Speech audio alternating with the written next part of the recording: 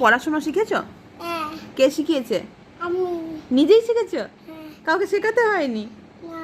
ও ছোট। হ্যাঁ, দাদা। আত্মা কাছে শিখেছো নাকি? তুতু।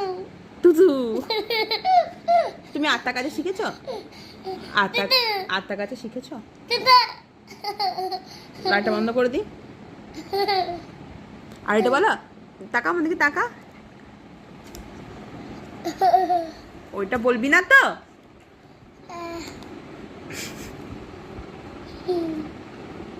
আত্মা কাছে, আত্মা কাছে।